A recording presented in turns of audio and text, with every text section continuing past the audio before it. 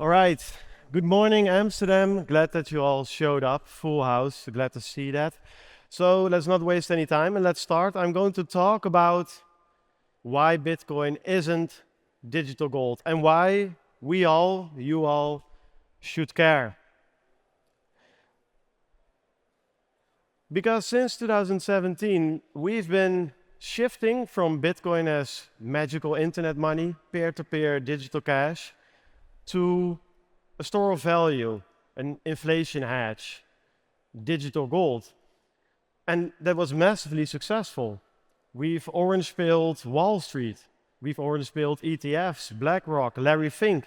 And even last year, Jerome Powell compared Bitcoin to gold. Bitcoin is like gold. And it's a good comparison.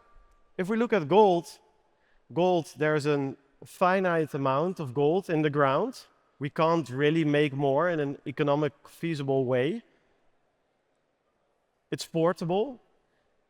I think 1 kilo of gold is worth around $150,000 or something in that price range. So I think here in exactly this area, we can store all the gold that we've mined ever. Here it's like 22 meters by 22 by 22, should fit. Gold is easily divisible. 1 gram of gold is still $150. I can give it to you, or to someone else. It's durable, it doesn't rust, it doesn't corrode. It keeps shining even after thousands of years. And it's fungible.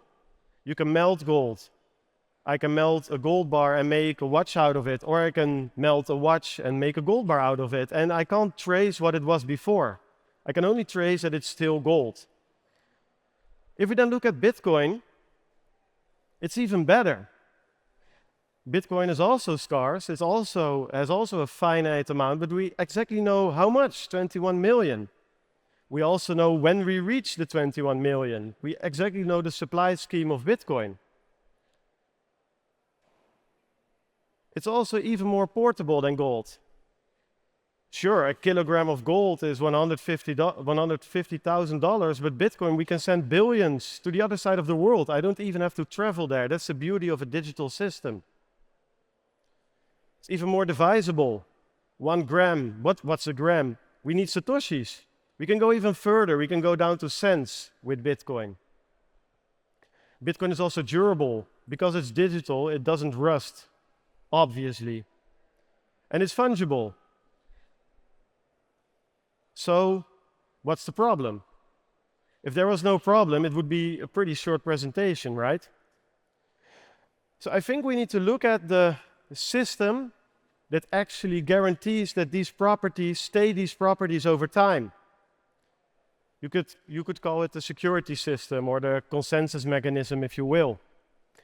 And with gold, it's passive. Gold security is on by default. And with Bitcoin, it's active. And I will explain to you what I mean by that. So gold is backed by Mother Nature, by the laws of nature, by physics itself. No one can change its melting point. No one can change its beautiful shining color. No one can change its density or the supply on Earth. I mean, we've been trying, but we can't. And no one can stop you from transaction or from transacting or doing transactions. Even if we want, we can't. On this image, you see alchemists trying to forge the philosopher's stone, which is a metal that you can combine with other metals, and then it becomes gold. We've been trying this for years. Yesterday, I saw the Winklevoss twins talking about asteroid mining. We've been trying, but until now, we can't make it happen. Bitcoin, on the other hand, is backed by the laws of man and math. So no one alone can change the supply of Bitcoin. And no one alone can stop you from transacting. But there's a slight difference here. So even if we want, we can't, changes to if we want we can. And we've been trying, or maybe not we, but in 2017, the biggest companies in the industry tried to force a change on Bitcoin. And most of you will say, but Bart, that didn't happen, right? So if we want, we can. No, they didn't. But that's the point. It was an active process. It was active attack and defense. It was game theory. It was discussion with each other. So gold security is passive and physical. Bitcoin security is active and game theoretic. I think an image says more than 1,000 words. Behind me, you see on the left gold bars somewhere in Fort Knox or another central bank. And on the right side, you see Bitcoin miners. This just sits there for hundreds and hundreds of years and nothing changes, basically. Sure, you have to secure it, but that's local. You don't have to secure it to support the network. With Bitcoin, there are electricity cords attached to all these miners. If you plug them out, there's nothing. It's an active process. It needs 24/7 energy to keep running. So Bitcoin's neutrality is an active emergent property that only exists if miners are sufficiently decentralized.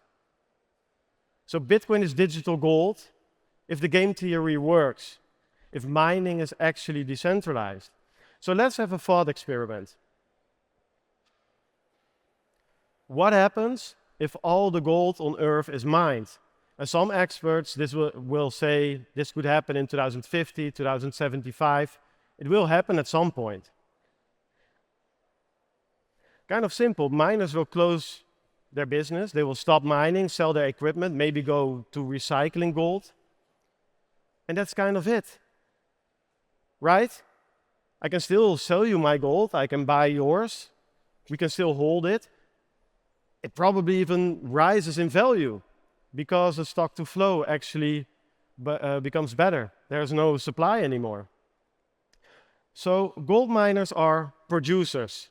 That's something important to understand. So what will happen if all Bitcoin is mined? And this will not happen in 2140. Sure, the last Satoshi maybe, but 97% of all Bitcoin will be mined in 2033. It's in 7 years or 6 years. So miners will close their business. No block reward means no profit. No new blocks are produced. And that means that you can sell or hold or buy new Bitcoin. You can't transact because there are no new blocks. Bitcoin miners are producers and maintainers of the network. They are the bookkeepers of the network. All right, but wait. I hear some of you thinking, this is not the whole story. You're cutting corners here. And that's right. Miners will still earn money. The block reward is subsidy and fee. But just as we heard in the panel before, at this point the subsidy is 99% of the block reward. There are no fees. They also talked about the hash price. Stable. You could call it stable, yes, but if you look a bit further, it's going down. Miners earning less. The margins are getting thin. And that's not my opinion. I'm quoting the last panel with experts from the industry. So, okay, lower block rewards, less miners. But that won't stop new blocks from being produced, right? What about the difficulty adjustment? Every 2016 blocks, Bitcoin will adjust. And if the miners quit, Bitcoin will adjust. Tick-tock, next block, every 10 minutes. And that's true. But the difficulty adjustment is a mechanism for survival and not for security. It guarantees that Bitcoin survives, that there will be a next block. It guarantees that we can mine with one laptop if it's needed. But that also means that somebody with 2 laptops can attack the network. And that's something to remember. So, what will happen? A couple of scenarios in a world without block subsidy. Let's start with a positive one, the one that we all hope for. A fee miracle. Something will change. Maybe Michael Saylor and Larry Fink start to decide to actually use the blockchain instead of Coinbase custody, send their transactions, pay fees, and the miners can still mine profitably. So that's the other way around.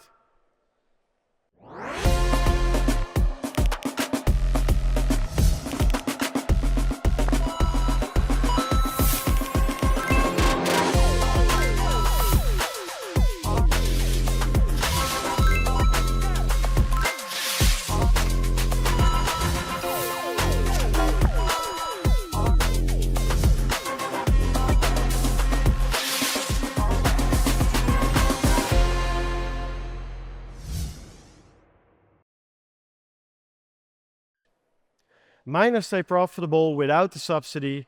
The security budget is large enough to incentivize honest mining. And honest mining means profit-driven mining. Miners that only care about money. They only care, and that's fine, they only care about the transaction that pays the most fees.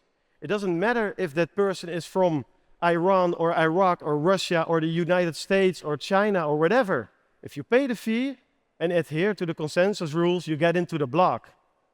Because it's the most profit-rational way to mine. And if you stop doing that, if there's no profit to be made, then it opens all kinds of doors and we lose the neutrality of Bitcoin. Another scenario, and I don't find this likely with the current state of Bitcoin and the institutional adoption, is that Bitcoin fails.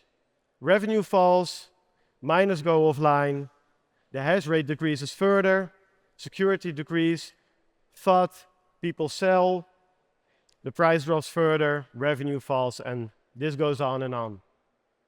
Bitcoin becomes a niche. The difficulty adjustments make sure that Bitcoin is still alive, that there is a next block, but nobody's really using it and it can be attacked. Look at Bitcoin Cash, look at Ethereum Classic, look at Monero. If your hash rate drops low enough, you will get attacked at some point. And then the third one, corporate takeover. This is not a real quote from Larry Fink, but one I can imagine in a couple of years. Yeah, guys, turns out decentralization, censorship resistance, it was kind of inconvenient anyway. We were not really compliant anyway, so let's drop it. We will push the price of Bitcoin, compliant with regulation, a couple of small miners, or a small group of big miners actually, monopoly mining. But this means that the mining decentralization, censorship resistance, and permissionless nature of Bitcoin will drop. It will be good for our wallet, bad for freedom money. It's the New York agreement that I talked about earlier, 2.0. So I want to leave you guys with something. Bitcoin security requires perpetual work. And when the subsidy disappears, somebody must pay. And whoever pays, controls. So let's make sure that we, the actual users of Bitcoin, start paying those fees, that we are the one that pay. Because only when Bitcoin is used as peer-to-peer digital cash, it can actually become digital gold. Thank you for your time. Have a nice day.